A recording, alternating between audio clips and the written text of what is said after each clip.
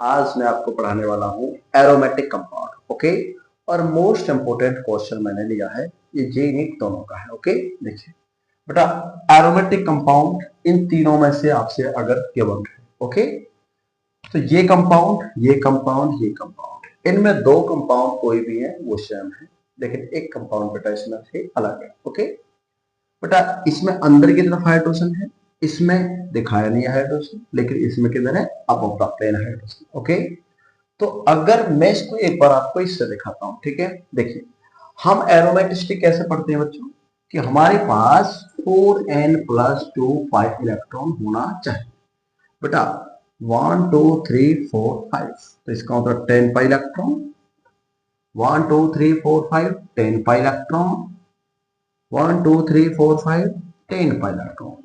तो आंसर तो ये होना चाहिए कि तीनों ही क्या होना चाहिए बेटा, एरोमेटिक। बेटा नहीं, this is not aromatic, this is not aromatic, but this is aromatic.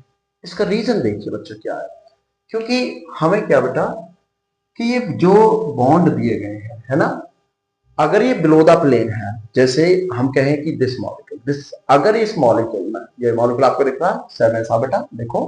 Okay, इस मॉलिक्यूल में अगर अबव द प्लेन हाइड्रोजन है ऐसी, तो बेटा इसकी प्लेनरिटी डिस्टर्ब नहीं हो पाएगी। ओके, तो प्लेनरिटी डिस्टर्ब नहीं है, सारे कार्बन प्लेन में रहेंगे ऐसे, और अगर सारे कार्बन बच्चों प्लेन में रहेंगे तो मॉलिक्यूल में अच्छे से क्या हो जाएगा, बॉन्ड का रेजोनेंस हो जाएगा। बोलो क्लियर।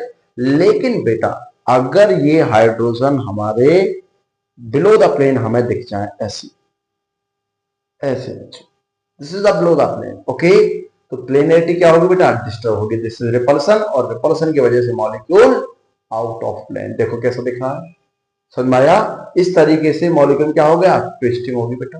बोलो क्लियर।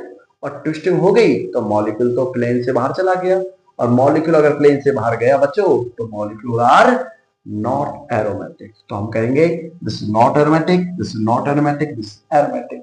अगर ऐसा दिखे समझ जाना ये है, ये दिखे समझ जाना ये है। ओके, तो थैंक यू वेरी मच।